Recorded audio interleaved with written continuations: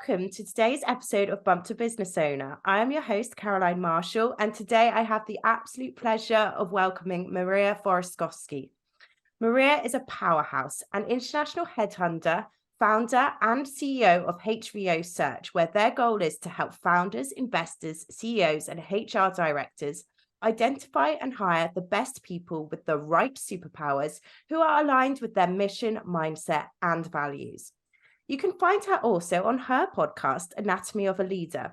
A podcast started in 2020 following her fascination with what makes a great leader, the lessons they learned, failure, and how they overcame it, and why some leaders thrive in one environment and not another.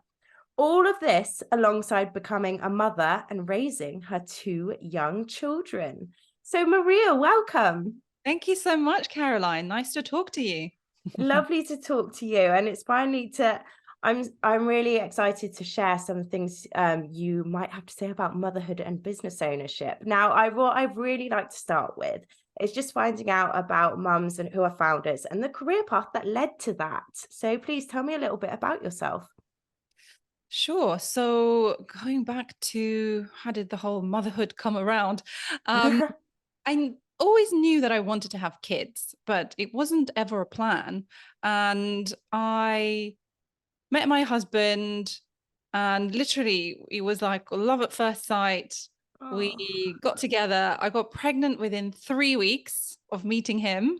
And No, yeah, that's a great story. yeah, so that was a whirlwind, and I already had my business. So I've been running my company then I think 6 years or so, 5 or 6 years, and yeah, never really thought that it would happen this way. I thought, maybe there'll be some kind of a plan, but it just, I guess the time was right. It was, that moment in time when you meet someone and the stars align, and we both wanted that. And That's so it romantic. wasn't really much thinking going on in terms of, how is it going to be running a business and being a parent. But I suppose going back a little bit further than that, when I did start my company, it wasn't started as a way of, well, let's have some, flexibility so I can have more freedom. There was an element to it, but I wanted to do my own thing. At the time, my grandfather passed away. I was just about to turn 30. And I was like, you know what? If I don't do it now, it's just going to be something that's going to prevent me from doing it. So there's less risk. Let's start it. Mm. And so I did. And I've already had very amazing examples of female founders that I've worked for. So I've always seen that that was possible. So I guess that was also part of the reason for wanting to, do something of my own, because I see examples of it. But no, I had absolutely no idea what it was going to be like to be a business owner and a parent, a mother in particular. Yeah. So I'm sure you hear a lot of that on your show.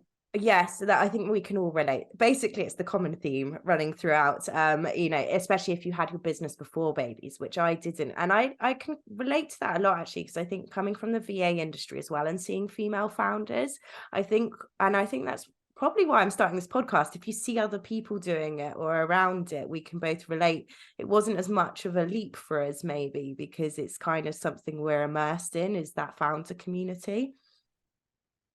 And so were you working before you started HVO Search, were you working in the industry before that? Yeah, so Yeah. I can't count now how many years it was before I started my business. But yeah, no, I started with a boutique executive search firm, Mm. and that I spent about just 5.5 years there, really learning the craft of research and, interviewing, screening candidates, finding them. I even caught the days of having to go to the library to look through books, to look for people. And now that we have LinkedIn, obviously that has completely gone away. But yeah, it was a really interesting way to start, because you're already talking to very accomplished people, very senior people, very, very early on. And so I stayed there for 5.5 years. I went to another fashion related recruitment company that was building out their executive search practice. And that was a whirlwind, because there I was traveling every single week to Wow. Berlin, Paris, Milan, and looking for new business, because this company hasn't been that well established in the UK just yet, and actually in UK and Europe. And no, that was really fun times. But as I said, it was leading up to my 30s, and I was like, you know what? Let's just do it. Let's just like go for it. What do I have to lose? Yeah. And yeah, and then here we are. Probably the best time to do it. And so let's fast forward. You get pregnant 3 weeks after meeting your husband. So how did you have any plan or any thoughts in place of, right, how is your business going to work alongside motherhood? Absolutely not. I had no idea. I didn't think about it. Actually, that's not true. I didn't think about it. I just didn't think anything would change.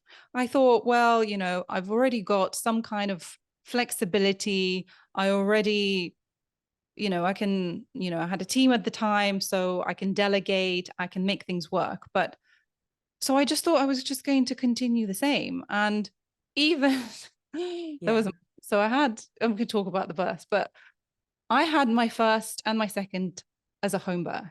But on the first one, they recommended that I go to the hospital for, just like a routine thing. And so I remember sitting there and feeling so happy and so, you know, elated that this baby exists. And a client of mine texts me and she's like, "Hey, I've got two searches for you."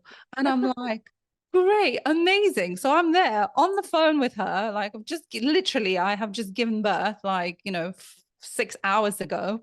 And I'm just so happy. And I'm like, yeah, I can totally do it. And I felt so much energy on that day and just so much happiness that I thought I could literally like do anything. And a week later, I was probably regretting that, because I remember like about to go on the call and just desperately crying, thinking, I don't know what I'm doing, and just obviously feeling very hormonal. And that's when I started to think, you know what? I know I can do it, and I did do it. Oh, And wow. that's what I would recommend to another mother to really, be that way. So you don't have to be a superwoman. You don't have to, be on the phone and saying, yes, ready to take a client on. So I think that's the mindset shift. And it's like, well, I can absolutely do it all. And I did, but I don't necessarily think that's the right thing. And looking back, I wouldn't do that again.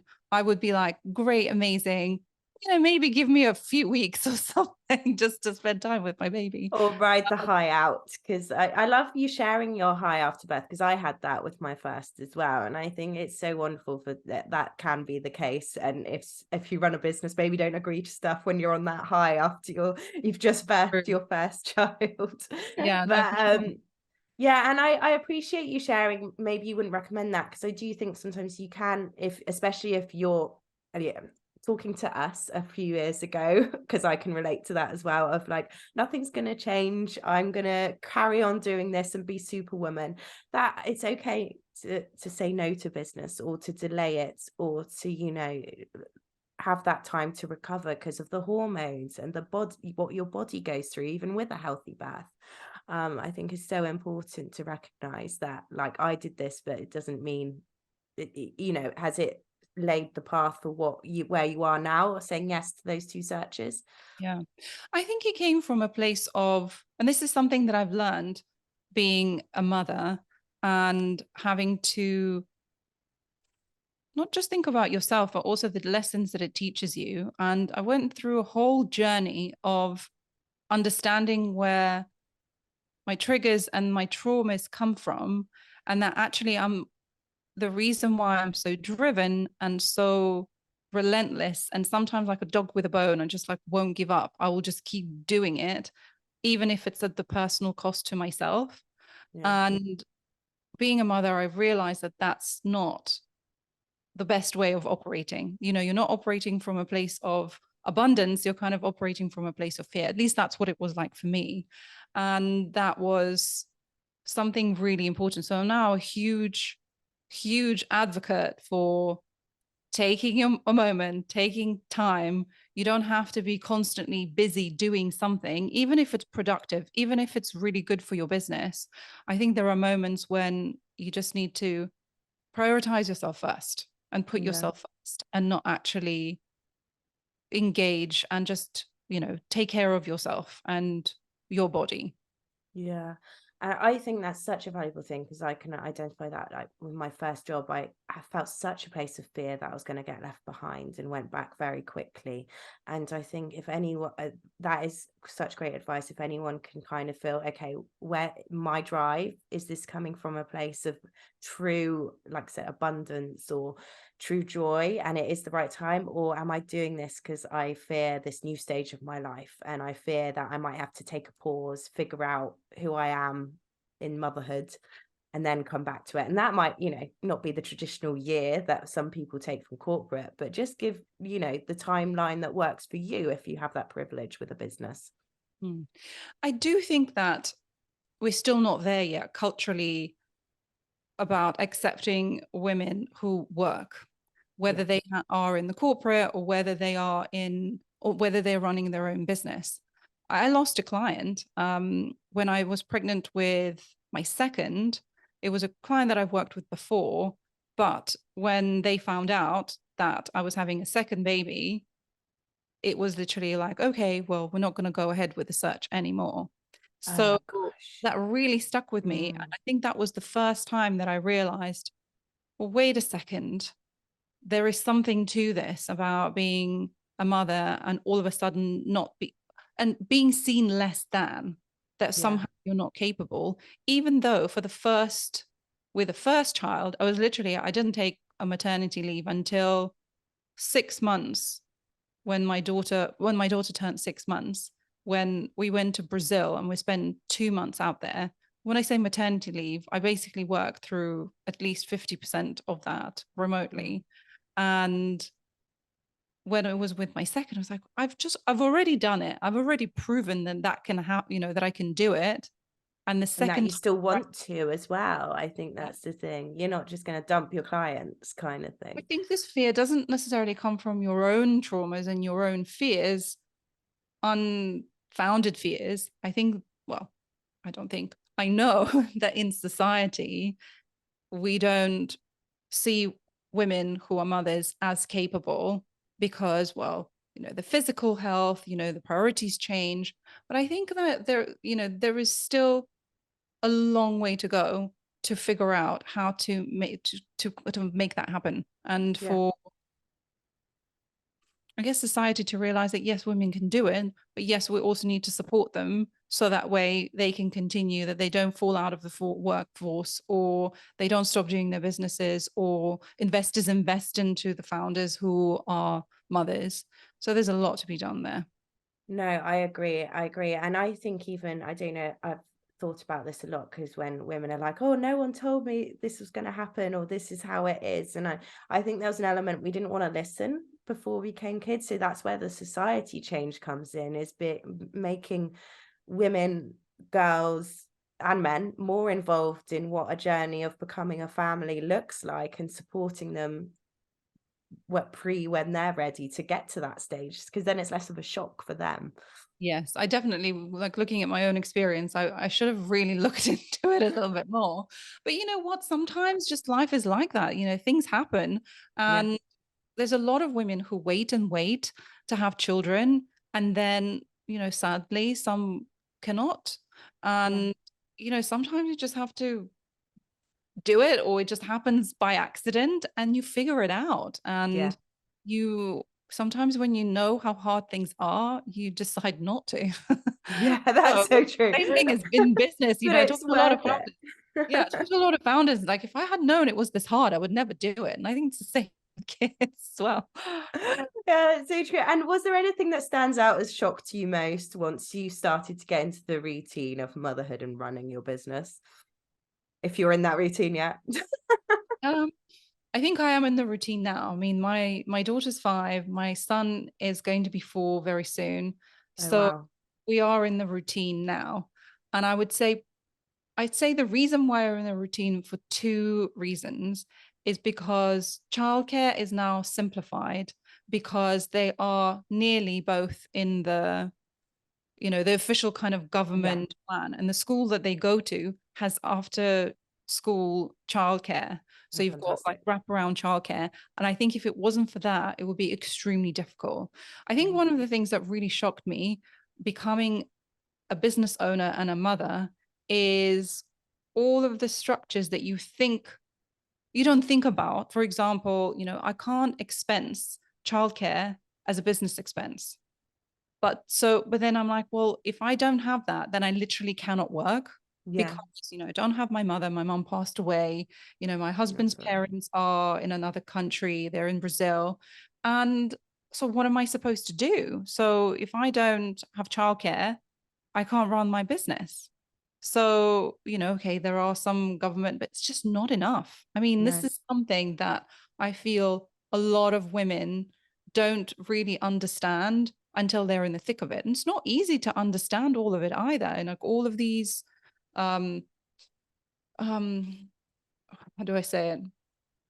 Yeah, it's not easy. It's not easy to understand what you're entitled to, how to calculate it. And it's just a constant balance. It's a juggling act all the time.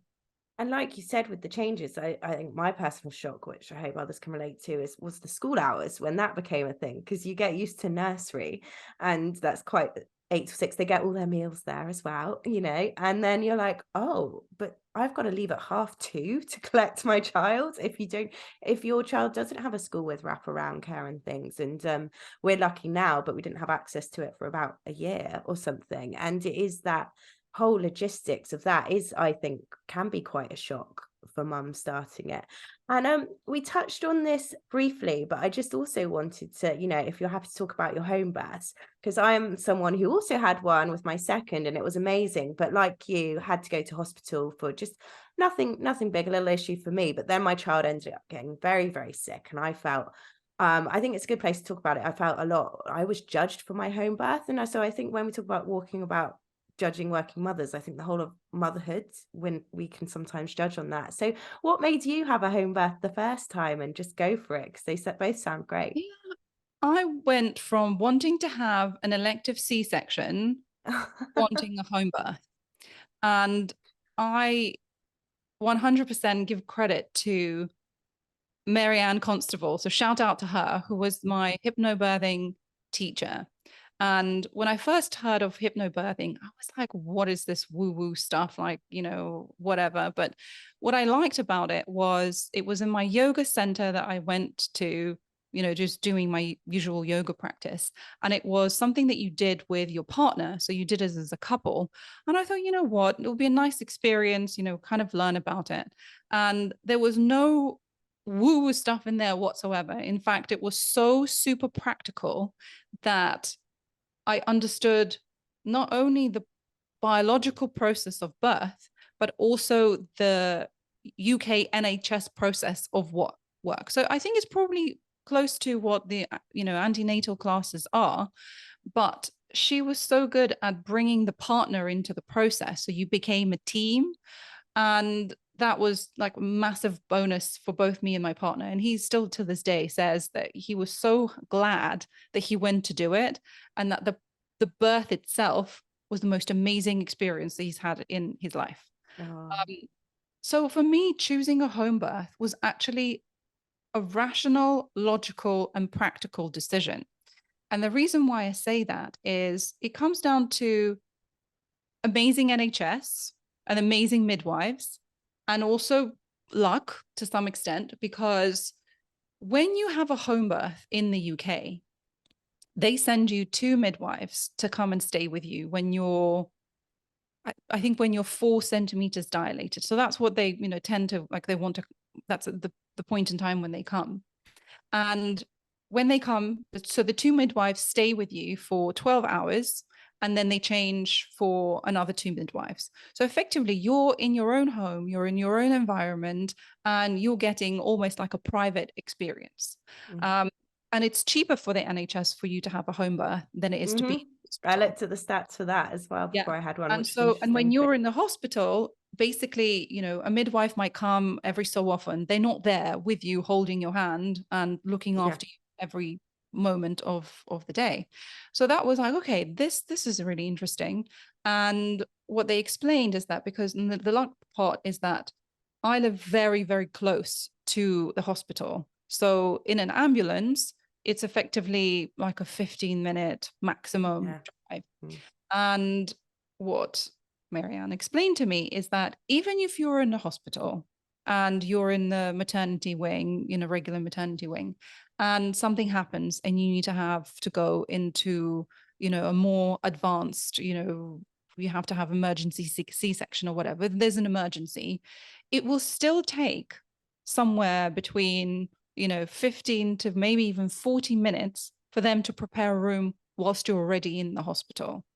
And I was like, well, that's the same amount of time that it's going to take me from going to my house to the hospital room. Yeah. But I don't even have to, the midwives will call the hospital, they'll get the room arranged, they'll call the ambulance, they'll get you into the ambulance. So you effectively have two very experienced people who are monitoring you all the time. So for me, as I said, that was like a complete rational decision. And talking about judgment, I haven't actually received judgment on having home births, but I do get sometimes like, oh, wow, you're so amazing. Oh, could never do that. And I was thinking about that. It's like, I don't think we should praise women for having a home birth. And I don't think we should look down on women who have an elective C-section. Every way you have a birth is amazing and incredible. And I think living in today's age and being so privileged living in the UK and having access to medical care, it's amazing to be able to have the choice and be able to be looked after if anything happens, or if you don't feel comfortable, that your doctors will take care of you. Yeah. And so having a home birth for me was great because I was in my home environment. My husband knew everything that he needed to do. He was actively involved. We were cracking jokes with the midwives when I was having gas and air. And it was hard. It's Oh tough. yeah, it hurts, doesn't it? Yeah. I wouldn't, I'm not allowed to use that word. So we don't talk about, descriptive negative aspect of it. No, in the lead up, I never would have done. But it's not, it's a journey. It's not an easy one, and I do think like I'm a hypnobirthing fan myself, and what the tools that teaches you can be relevant in so many areas of life. I do think. Absolutely. But what it did make me realize about having a home birth, there was a moment when I was so tired. And, when I was doing a degree or when you're doing a project or there is a search and you think, oh, it's just too tough. You know what? I'm going to sleep on it and I'm going to wake up in the morning and I'm going to finish it. And I was like, you know what? I don't have this option. Like there's no option. Like this is happening right now in the here and now. I was like, I've got to do this. And I just remember, almost like summoning up like all of the energy that you could muster and being like, no, this is going to happen. And all of a sudden, like the surge of power coming into your body. And I remember thinking at that moment, it's like, if I can do this, I can do anything. And also thinking like, I'm never having another child again. I mean, well, in that moment you may think that, and then afterwards you forget. No, but it was so incredible. And as I said, I felt when she finally came out, and she came out with both her hands on top of my head. Oh. And I don't know, I only said that afterwards. And I just feeling so elated and feeling so relieved. And yeah, being in your own home and your own environment, and yeah, just feeling like this is amazing what the female body can do, and how much we Exactly. don't talk about that. We talk about, oh, leaky breasts and all the stuff that happens, but we don't go to the fundamental fact that every single person that has ever existed has come out of a woman. Yeah. There is no, like I marveled at. Went to a shopping center at one point and I was sitting there and there's like loads of people going by. And I was thinking, oh my God, all of these people, every single one of you came from a woman, and how much that's not celebrated enough. And I think these stories about just the physical, the biological ability to do this is incredible. And we forget, and we Yeah. have to not forget. I think that's so true. And then even all the mental attached with that as well. And I think no matter how you birthed or how your baby came into the world, it's such a good point. Like if it was celebrated, like we came back to earlier, and what we can achieve in business and things, maybe that would be more respected if we came round full circle to that. Because but I think there's, like your husband did, and so many husbands out there do experience, see what their partners go through at birth, and then we kind of forget about it in normal society and then just hear the parts that aren't great about it. And it's magical how it happens and how we summon the strength for it to produce offspring. So it's a really, I think, such a place for this on this podcast to talk about, you know going that journey you've been on alongside your business. Mm. Yeah, I mean, so there's the biological aspect of giving birth, of carrying a child. I mean, it takes its toll, and I think we, as women, we we do up until having kids. We live a man's life to some extent. At least I did, and Yeah, that's why yeah. I had absolutely no idea that there were any kind of barriers to me, and I don't think it's all it's cracked up to be to live like a man's life. You learn so many more different ways of being. I Yeah. mean, okay, as I said, it's this biological aspect of producing a child, but then there is the whole of the rest of your life, looking after them and taking care of them and Oh, yes. raising your children while still, you know, trying to look after yourself, building a business, having a social life, God forbid. Um, and And that is important. I've really, since mine are now, my youngest is now 2.5. So having a bit more of that space to be able to go and have a social life, and realizing that makes me a better mother and a whole person, to go and see shows, to see people in real person. I think that's so important. We recognize that we're not martyrs. We don't need to be martyrs. And it's very important we appreciate what makes us better mothers and people. yeah, and I think this is where we go wrong in society of this small units of, okay, a husband, a wife, dad that works, mum that stays at home, and this sort of division of labor, which is completely false to how we actually raise children as humans, because being alone, raising your child by yourself is inhumane is inhumane. Like you are not supposed to be alone in the house just raising your child. Yeah. I'm not even including all of the other invisible labor like washing the dishes, doing the laundry, cooking, whatever. We are not designed to bring up a child all on our own. We need Mm, others around us. And I think this is where it all goes wrong, where we have the expectation that women will do this part, but actually we need to have a huge village around mm, us to be able mm. to support that. And that, talking about networking and having a social life, that all ties into it. Like Yeah. we need others around us. We're not designed to live in tiny, tiny units, and we're definitely not designed to raise a child all by ourselves. No. And speaking of tiny units, because you would have had both your children around, around during COVID and your business, how did that work? How did you, if you can remember it and you're not blocked it out your memory? Because I do think it's important to bring up, because our lives were so different a few years ago. Say traumatic, Mm. really. So my daughter was 15 months old when Oh, wow. my son was born, and he was just over a year old when COVID started, and they were both in nursery. And then it just unleashed a whole load of things in terms of not having any childcare, Mm. living in the house, not being able to go anywhere. And it put a huge amount of pressure on my relationship with my husband.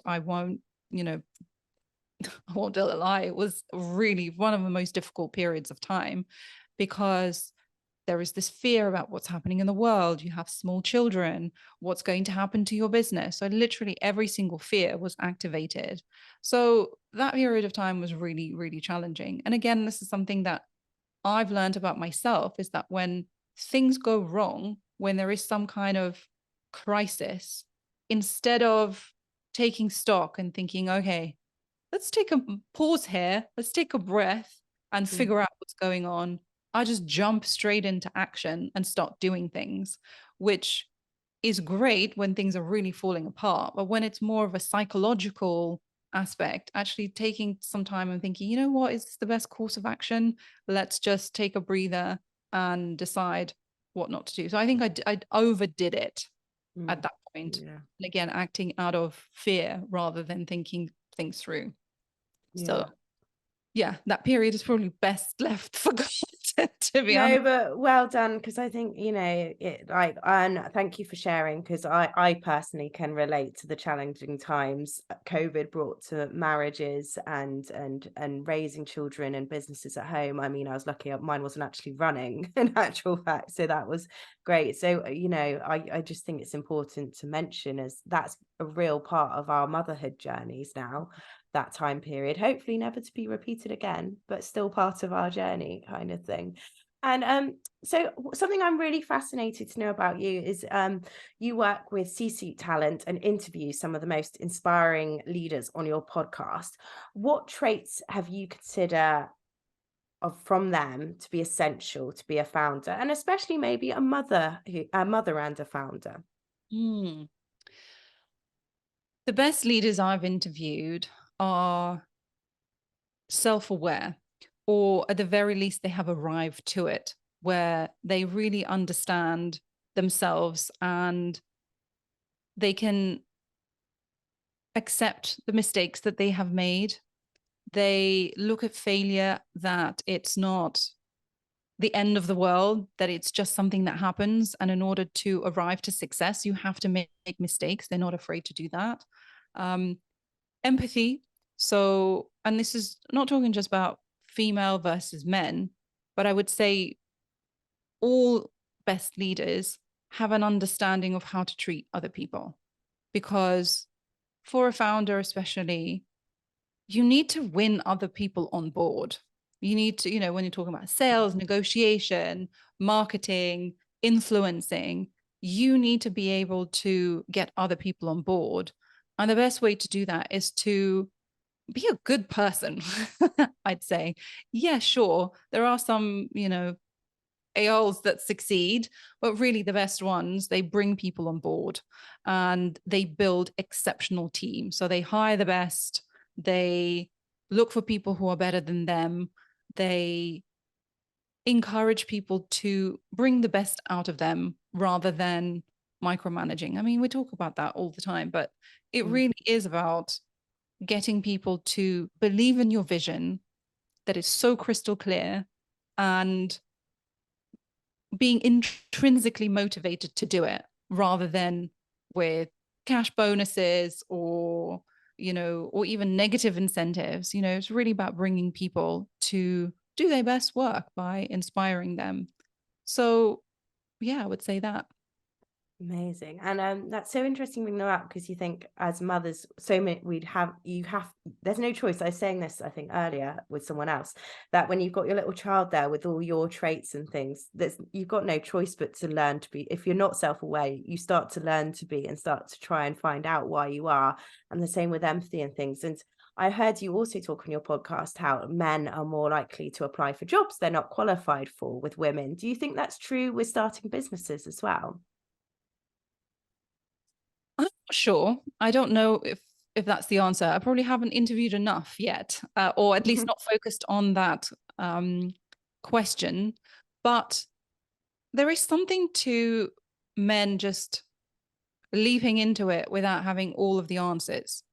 Yeah. And but having said that, the women who I've interviewed who started businesses, they pretty much did that. Yeah. So maybe if you look overall, and again, I don't have the statistics of how many men just sort of leap into it without realizing versus women, maybe there is a little bit more of a risk aversion for women because for whatever reason. But I certainly do think that founders who start, you kind of leap into an unknown and you can do all of the preparation and you can figure out every single thing, but ultimately you won't have all the answers. And most of the most of the founders have realized, as I said earlier, that had they known it was going to be so difficult, they wouldn't have started.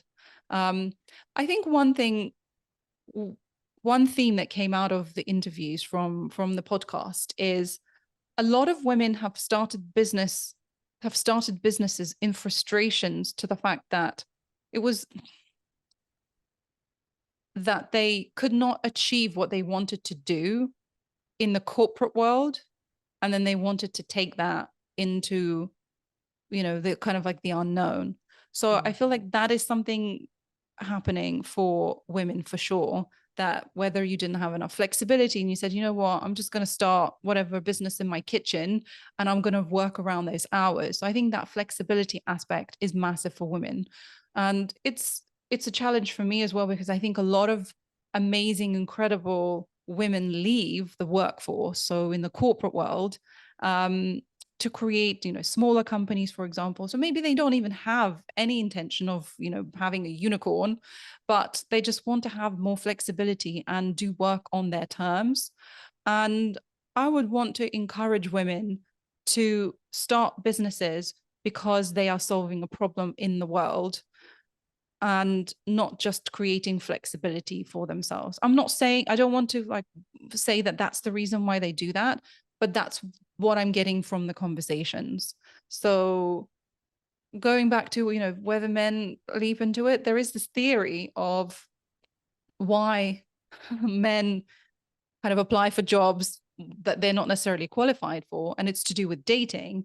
The fact that, heterosexual men, when looking for a partner, they have to go out and they have to ask a woman out on a date. And the fact that they do that means that they're more likely to basically go out there and ask for things that put themselves out there, I guess. Exactly. Whereas women don't. So I don't know. I'll have to read That's that so study in full. interesting. Yeah, I need to look more into that. I like that whole side of it. And I love your thought, because I'm speaking to more and more female founders as well, part of this podcast and just networking. A lot of them are all starting these businesses that aren't just, like I said, to make money or to solve a problem. It's also to give back, like where it's supporting the circular economy, things like that. And I love, because I know you've also spoken to Rachel at Koru Kids, because it's also like supporting changing the state of childcare, which I know you talk about a lot, which I hugely respect, because I can't lie, there's times, I felt very frustrated early motherhood because I had a lot of friends who weren't mothers yet, and trying to explain to them that how much a childcare bill was and why they should care, I couldn't. And that's just women the same age as me but hadn't got to that stage yet. And it's a really challenge we're facing right now. For sure. Yeah. Cost of childcare, I think it's the biggest barrier to women being in any senior leadership positions, whether it's in the corporate world, whether it's having a business, because it's a real consideration and something that I've only come to realize once I've started investing into it myself and realizing just how expensive it was. But, my business was doing fine at the time. So it was, a normal consideration. But I think if you're looking to go back into work and then you're looking at the cost of childcare and how much you're actually generating, and you're like, this doesn't make any sense, because I'm going to work and I'm literally at net zero with childcare for a lot of women. Yeah. And thinking, well, I'm basically paying someone else to look after my children. But at the same time, if you do look after your children and then you don't go back into the workforce, then you're penalized because you're out of work and, not in the corporate world. And I feel like that's entirely unfair. And if we want more women in senior leadership positions, we have to address that. This is like the number one thing, where, some country, Scandinavian countries have a way more affordable childcare, and you have more women in senior leadership positions who can progress. And I don't think it has to be a choice whether you stay and look after your kids or whether you go back into the workforce. You have to do both. That's just life. We're not one or the other. Or maybe you are, and that's fine, if that's what you decide. But I don't know how many women who are mothers who would say, okay, someone take care of my child and I'm just going to, dedicate all of my hours to work. You still want to have a relationship with your children.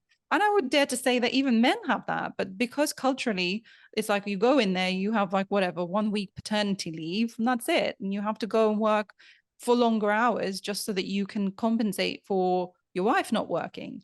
And I think it's all backwards. It's just backwards. We need the village. We need that village. Need the village. Where is it? And it's the knock-on effect with the gender pay gap and then pension gap as well, which is huge. It's like, well, of course there's a pension gap if you don't have women going back to work and then not able to return to the senior leadership paths they might have once been on before they had children, kind of thing. Yeah. And that goes back to the village. And it also brings me to a question I quite like to ask a lot of our podcast guests is, how do you do it? And the reason I ask this is because I know it's a controversial question. I think from my experience, it's been desperate mothers literally like hoping I've got some sort of secret to give them, or people who aren't at the baby stage yet and genuinely quite respect that I have a business and babies. So I know it's like, how do you feel about this question first and foremost?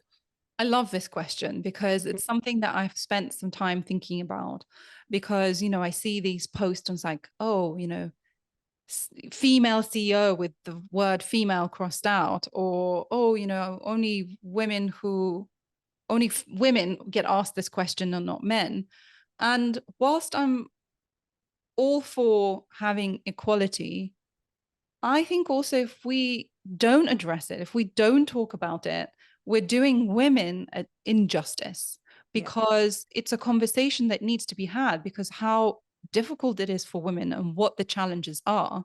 And personally, I want to know this as well. So when I'm talking to female CEOs, I'm like, how do you do it? Because I want to know, what challenges do you face?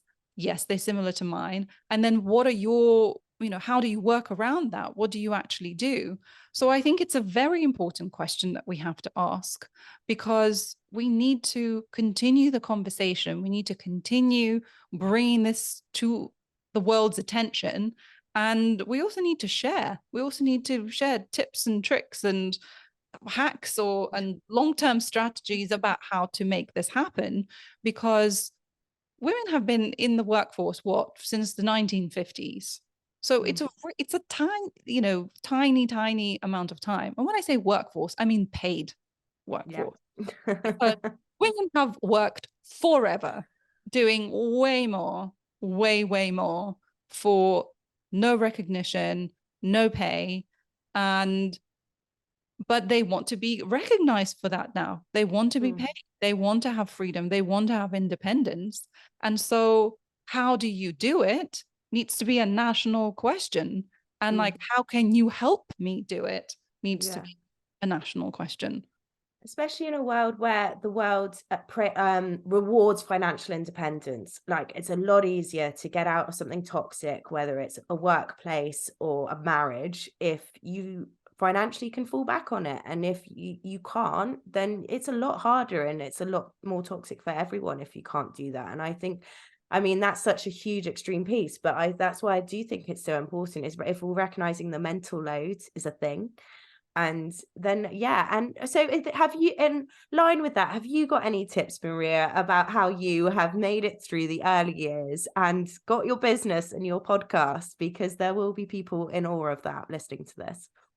I'd say number one is prioritize yourself. And I say this wholeheartedly to women because, so like, even be more selfish, because I think on the whole, women tend to put other people's needs first, whether it's because they've been socialized, whether it's because there is some kind of, gene in women that they're more likely to do it. Whatever the reason is, it is just a fact that women do put others first. So even if they put a little bit more effort into looking after themselves, the whole world will improve. Their relationship with their children will improve. Their relationship with their partner will improve.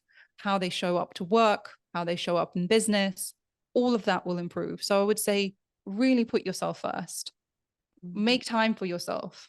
I know not everyone can afford to do that, but talk to your partner, explain to them that this is what you need in order to be the best version of yourself.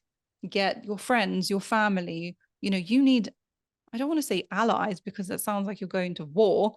You need to have early motherhood. well, because again, goes back to that kind of fear versus abundance. It's about creating, a structure around yourself. And I think for some women like myself, for example, where this idea of autonomy and freedom is so important that you shut out everybody else. And I think it's about going in, being the best female version of yourself, about including others and getting them to help you and accepting help. So I think this idea of spend some time by yourself, like you need that, be alone. Whether it's reading a book, whether it's sleeping, whether it's getting your nails done, whether it's going for a walk, like just be alone, just have somewhere where someone's not bothering you every second of the day. And I think this is something that me and my husband have worked for quite some time, in terms of, I didn't realize that I actually needed that time by myself. And when he, like a knight in shining armor, said, you know what, I'm going to take care of the kids in the morning and in the evenings for the next 3 weeks. And whenever you want to spend time with the kids, you can do that. And literally those 3 weeks, at first I was like, I felt guilty. I was like, I was working every single morning and every single evening because I can just now get extra stuff done. And then at one point I was like, you know what, I'm just going to just sit outside and, look at the trees. Then it was like, I'm going to read a book. Then I was doing nothing. And all of a sudden, my brain came back. My creativity came back. Amazing. And I was like, this is what men have been getting for generations, where just having that free time that you don't necessarily have to do work or do anything productive, just being and enjoying yourself, and I guess just connecting with yourself. And I was like, this is it. So this is something that, okay, we're not doing that anymore. We're still like splitting our childcare. But there sometimes you strip it back and start again. That was great. Yeah. But just having that period of time just made me realize how important it is. So I don't do it all. I don't try to anymore. Pick your battles. Pick your battles. That's what I would say. What's important to you? And it's like, or I think we can also, like, I don't know, martyrdom motherhood, and we don't need to, if we've got the help there, or a husband willing to do that, or a community in some form. We don't have the village that, but if you've got a parent down the road who can do what, if it's one day a week, you just know you've got that evening. I think that's so true. And actually that's been shared on a few podcasts in a different form. So that was fantastic advice. Thank you, Maria. And is there anything you'd like to share about what's next for your business or the podcast? Well, domination. Yes. Okay. Let's all have Maria's wisdom and leadership knowledge from the people you access. So no, that's fantastic. Thank you. Thank you so much for being on the podcast today on Bump to Business Owner. Now, Maria, where can people find you? You can find me on LinkedIn. That's the best place. So Maria Borostovsky or Maria HVO. And check out my podcast, Anatomy of a Leader, which is on all of the platforms and on YouTube. And Instagram, yeah, I'm sometimes there too. TikTok, but I'd say LinkedIn. You're on TikTok. Yes. On and off. More to come, but yes. Excellent. Well, no, honestly, it's been an absolute pleasure. I've really enjoyed our chat, and I feel so many women will get a lot of comfort from it. So thank you so much. Thank you. Really appreciate it. Thank you, Caroline.